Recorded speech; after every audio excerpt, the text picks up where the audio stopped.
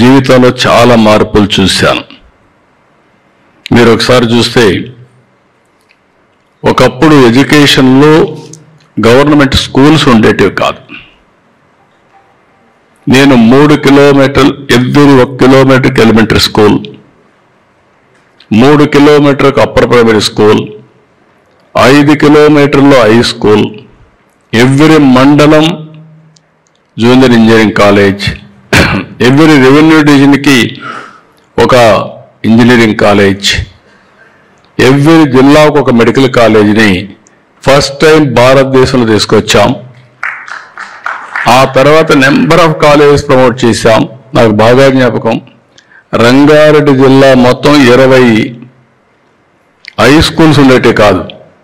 ఈ అభివృద్ధి వల్ల రంగారెడ్డి జిల్లాలో 200 ఇంజనీరింగ్ కాలేజీలు వచ్చాయి over a period of time. దాంతో ఈరోజు ఆ జిల్లా బ్రహ్మాండంగా దేశంలో హైయెస్ట్ పర్ క్యాపిటల్ ఇన్కమ్ దేనికి ఎక్కడుందంటే నాట్ ముంబై, నాట్ ఢిల్లీ, రంగారెడ్డి జిల్లాలో ఉందంటే that is the power of education.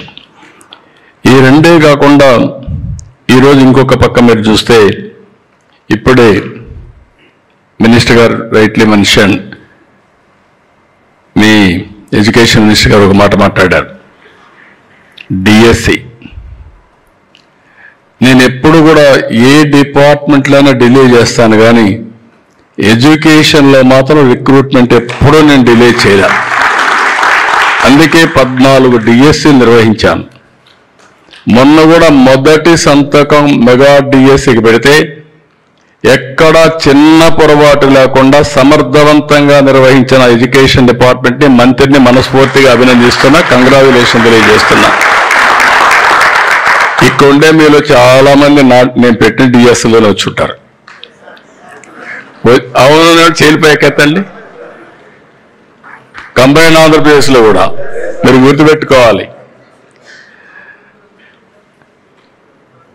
ఇవన్నీ వచ్చిన తర్వాత ఈరోజు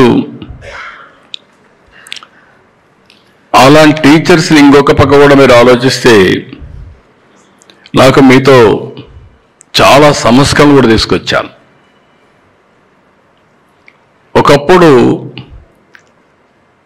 ఎడ్యుకేషన్ డిపార్ట్మెంట్ జిల్లా పరిషత్తుల్లో ఉండేది, మున్సిపాలిటీస్లో ఉండేది. మీకు జ్ఞాపకం ఉంటాయి, ZP chairman transfer ZP chairman చేసేవాడు.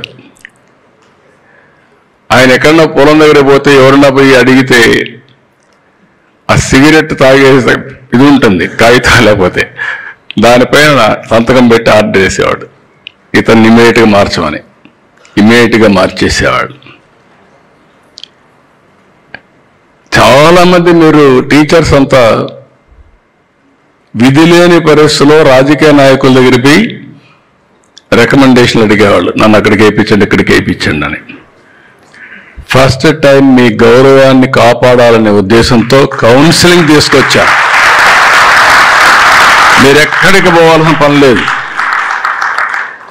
మీరు బాగా పని చేసుకోండి, మీకు కావాల్సిన ప్లేస్ ఇస్తామని కౌన్సిలింగ్ తీసుకొచ్చి ఆ రోజు మనం పెట్టాం. ఈరోజు ఆడబిడ్డలందరూ ఉన్నారు.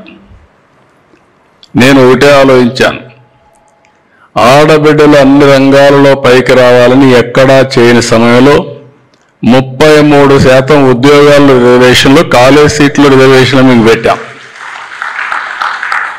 నేను ఎప్పుడు మహిళల మీద శ్రద్ధ పెట్టాను. దానికి కారణం కూడా 2.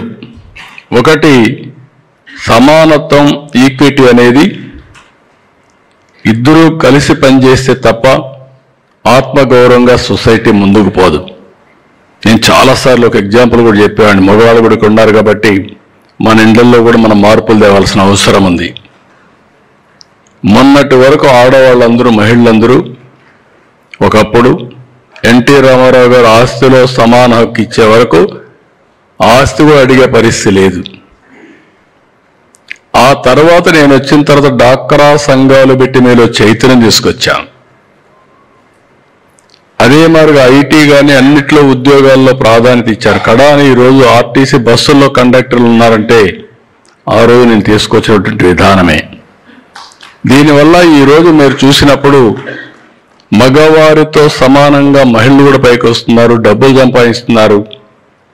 రెండోది ఒకసారి చూస్తే మగవాళ్ళ కంటే ఎక్కువగా మా ఆడబిడ్డలు సంపాదించే పరిస్థితికి వచ్చారు. నేను గర్వపడుతున్నా. అలాంటి మంచి సాంప్రదాయానికి శ్రీకారం చుట్టాం. ఇప్పుడు అమెరికాలో కూడా ఆడవాళ్ళకి స్వాతంత్ర్యం ఇవ్వరు, కానీ మన ఆంధ్ర రాష్ట్రంతో ప్రారంభమైంది. ఇప్పుడు నరేంద్ర మోడీ గారు కూడా పార్లమెంట్లో మొన్నే పాస్ చేసి 33% చట్టసభల్లో రిజర్వేషన్లు పెట్టే పరిస్థితికి వచ్చాం. ఇది కూడా జరుగుతుందని చెప్పి కూడా నేను మీకు తెలియజేస్తున్నాను. ఇది అయిన తర్వాత ఈరోజు మీరు ఇటీవల కాలంలో చాలా రిఫార్మ్స్ తీసుకొచ్చారు. నేను ఐఎమ్ వెరీ హ్యాపీ. ఒకటి, మెగా టీచర్స్ పేరెంట్స్ మీటింగ్లు పెట్టారు. నేను కూడా 2 సార్లు అటెండ్ అయ్యాను.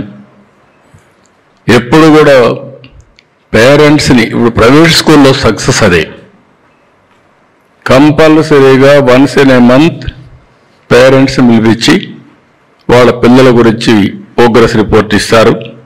అలాంటి ఒక మంచి సాంప్రదాయానికి మనం కూడా శ్రీకారం చుట్టాం.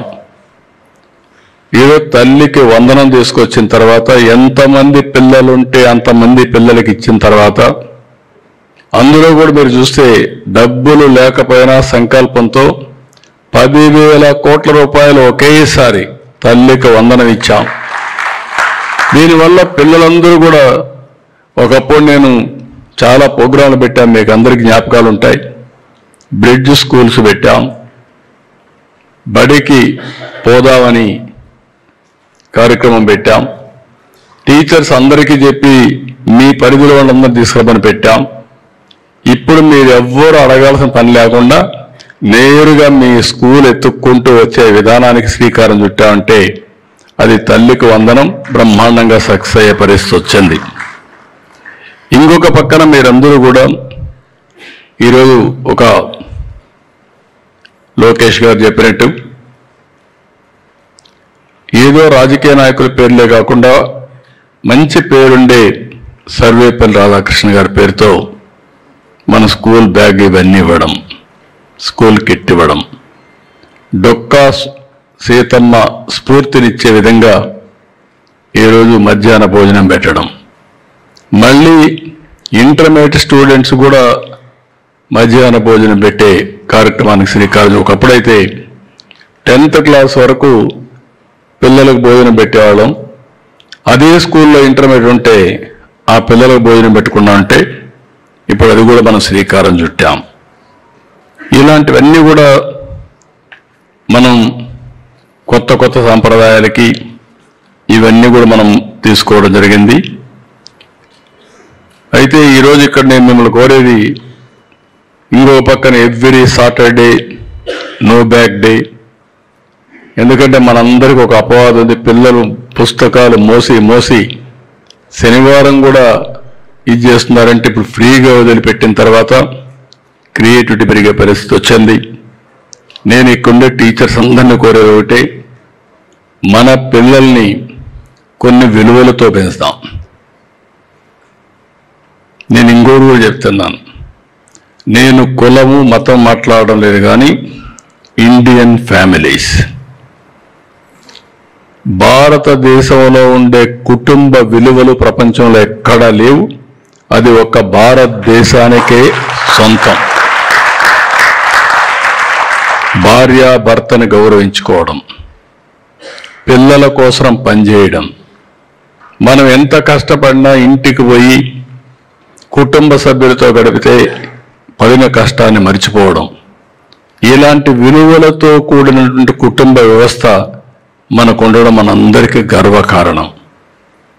ఈ విలువల్ని మనం కాపాడుకోకపోతే రాబోయే రోజుల్లో కూడా చాలా ఇబ్బందులు వస్తాయి. సంపద అవసరం, అదే సమయంలో విలువలు కూడా చాలా అవసరం. ఈ రెండు కాపాడుకోలేతే మనం ఏదైనా సాధిస్తామని చెప్పి కూడా నేను మీకు తెలియజేస్తున్నా. ఇంకొక పక్కన ఈరోజు